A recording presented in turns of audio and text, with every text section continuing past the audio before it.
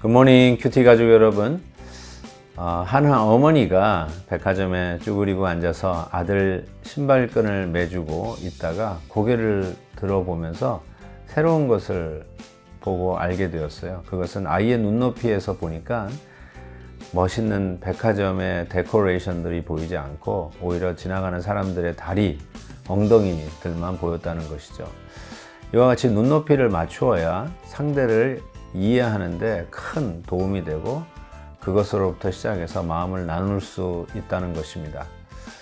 하나님 역시 성육신하여 우리 가운데 내려오셔서 어쩌면 우리를 체휼하시고 우리의 아픔을 아시고 우리를 만나서 우리와 함께 공감하는 분이시기에 우리도 예수님 생각하고 우리를 위하여 십자가신 주님 생각하면서 마음을 내려놓고 더욱더 깊이 주님 앞에 기도할 수 있게 된 것이 아닌가 싶습니다. 우리도 오늘 하루 다른 사람들과 눈높이를 맞추며 그들을 공감하며 마음을 나누는 날이 되기를 축복합니다. 오늘 함께 부를 찬송은 519장 십자가를 질 수 있나입니다. 다 함께 4절을 찬송하겠습니다.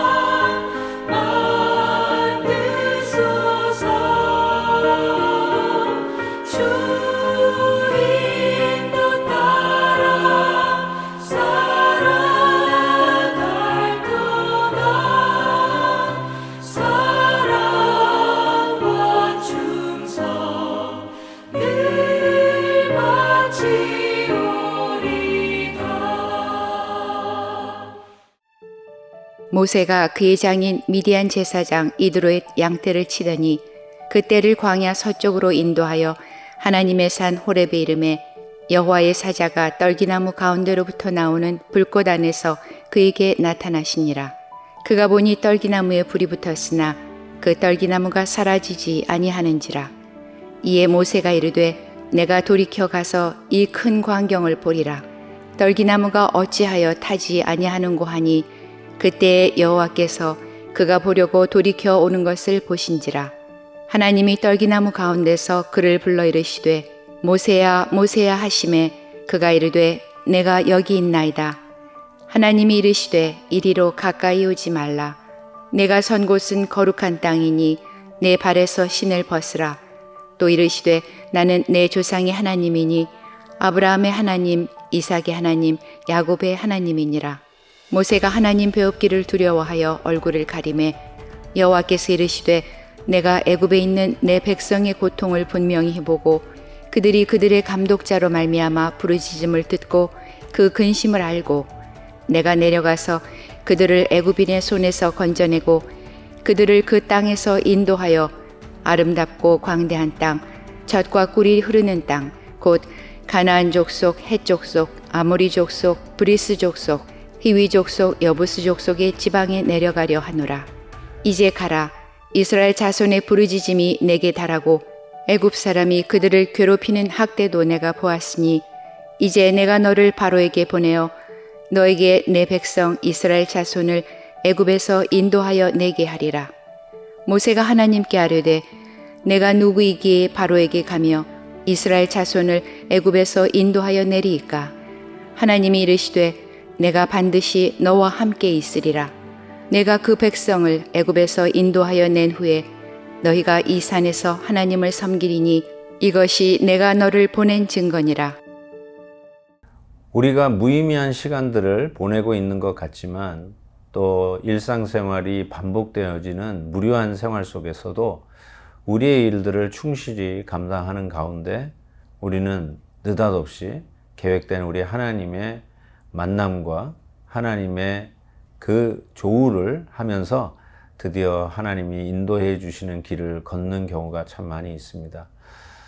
뜻없이 하루하루가 보내는 것 같은 광야 속에서의 모세의 삶, 그냥 목양을 하면서 양떼를 치면서 지나가는 그 삶 속에 드디어 때가 되면 하나님께서 그 모세를 찾으십니다. 그때 모세는 큰 광경을 보았다, 이렇게 3절에 표현하고 있죠. 큰 광경, 그 말은 이상한 광경이라는 것입니다. 평범하게 보이지 않는 아주 새롭게 놀랄만한 일들을 경험하게 됐다는 것이죠. 그것이 무엇입니까? 떨기나무에 불이 붙었는데 타지 않는 것입니다. 아니, 어떻게 이런 일이 있을 수 있습니까? 나무가 불에 타고 있으면은 그을르고 결국은 다 없어져야 되는데 이 떨기나무에 불이 붙었는데 타 없어지지 않는다는 것이죠. 그것이 이상한 광경이었어요. 그래서 바로 그 입장에 끌려서 그 현장에 나오게 되는데 바로 하나님은 이와 같이 큰 광경을 통해서 모세를 하나님 앞으로 이렇게 끌어당기시는 것을 볼 수 있습니다. 우리가 어떻게 하나님을 만났을까요? 우리가 어떻게 하나님 앞에 나아가게 되었고, 아니 하나님께서 의도적으로 우리를 끌어당겼던 그 순간은 언제입니까? 모세가 표현한 대로 이상한 것을 경험한 것입니다. 기적을 체험한 것입니다. 나의 상식을 뛰어넘는 일들이 우리 가운데 일어난 것입니다. 떨기나무에 불이 붙었는데 타지 않는 것입니다. 이와 같은 삶 속에 우리가 하나님 앞에 나아가는 경험을 하게 되죠. 하나님이 부르시는 순간입니다. 뜻하지 않게, 정말 기대도 않게 참 귀한 분들을 만나게 되어서 새로운 활로가 열리는 걸 경험하셨습니까? 몸이 아파서 다들 안 된다 라고 하고 상당히 비관적인데 하나님께서 여러분을 살려내시고 건강을 찾게 하셨습니까? 그 누구도 깨어날 수 없다라고 하는 그 순간에 이 코로나의 질병으로 인해서 힘들어서 소망이 없다라는 소리를 의사에게 들었음에도 불구하고 어느 날 어느 순간에 지금도 이 말씀을 듣고 일어나 앉아있는 나의 모습을 발견하셨습니까? 하나님을 만난 것이죠. 하나님이 부르시는 바로 그 순간이라고 저는 생각합니다. 바로 이 큰 광경을 보는 경험을 통해서 모세는 하나님을 만났고 하나님은 그에게 지난 40년 동안 광야에서 수업을 하고 훈련을 받았던 그 수업을 마치면서 드디어 하나님께서 당신의 백성을 출애굽시키기 위해서 모세를 파송하는 일을 하게 되는 것이죠. 모세에게 하나님께서 이런 말씀하셨어요. 7절 보세요. 여호와께서 이르시되 내가 애굽에 있는 내 백성의 고통을 분명히 보고 그들의 감독자로 말미암아 부르짖음을 듣고 그 근심을 알고. 여기서 세 단어가 이렇게 주목할 만하죠. 우리 하나님께서는 고통 중에 있는 당신의 백성들의 고통을 보고 듣고 알고 있었다는 것이죠. 그래서 그 고통의 소리를 듣고 우리 하나님께서 모세를 드디어 파송하는 그 날에 모세에게 사명을 주어 가라라고 지금 모세에게 큰 광경 속에 찾아오신 것이죠. 사랑하는 성도 여러분, 우리가 아프고 힘들고 외면당했을 때 하나님께서 우리를 잊어버린 것 같다고 생각할 수 있습니다. 하루 이틀은 참을 볼 수 있는데 40년이라는 세월, 모세가 떠나가고 40년, 꽤 오랜 세월이죠.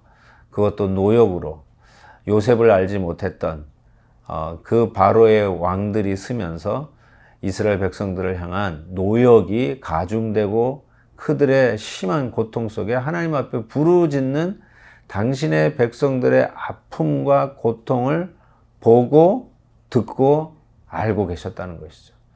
하나님께서 저희들의 아픔을 알고 계십니다. 너무 아파서 약을 먹으면서 진정하고 있는 우리들의 아픔을 알고 계십니다. 허리가 아파서 일어나지 못하고 있는 우리들의 아픔을 알고 계십니다. 의사에게 가는 일들이 자꾸 두렵고 힘든데 그 마음을 우리 하나님은 알고 계십니다. 하나님은 바로 이 일들을 위해서 보혜사 성령, 돕는 자, 보혜사 성령을 도우시고 예수 그리스도의 신 성령께서 우리에게 오셔서 늘 우리의 마음을 격려하시고 위로하시고 샬롬의 평강으로 다스려 주고 계십니다. 하나님 앞에 엎드려 기도하실 때 우리 하나님께서 틀림없이 우리의 아픔을 보고 듣고 알고 계시는 우리 하나님께서 위로해 주시고 하나님의 신실한 종들을 통해서 붙여주시는 분들을 통해서 우리의 고통 속에서 우리를 일으켜 주실 것을 분명히 믿습니다. 쫓겨난 모세, 광야에서 40년 훈련받고 있는 모세, 이 사명을 받고 내가 누구니까? 나는 그런 거 못합니다 라는 뜻이겠죠. 나같이 연약한 자가 뭘 할 수 있겠습니까? 40년의 훈련은 나는 아무 할 능력이 없는 자인 것을 깨닫는 기간이었죠.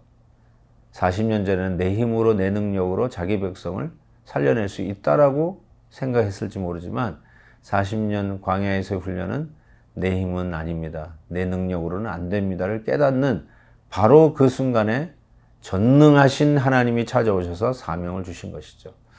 참 아이러니한 순간이죠. 신앙생활이 이런 것 같아요. 내가 못한다고 할 때 하나님이 할 수 있다라고 나를 붙잡아 일으켜 주시는 놀라운 일들이 있을 것을 믿습니다. 오늘도 이 사명 붙잡고 승리하며 go deeper, go higher 하시기를 바랍니다. 하나님 아버지, 오늘도 이 말씀으로 담대하게 나아가기를 소원합니다. 함께하여 주시옵소서. 예수 그리스도의 이름으로 기도하옵나이다. 아멘. 내일 또 뵙겠습니다.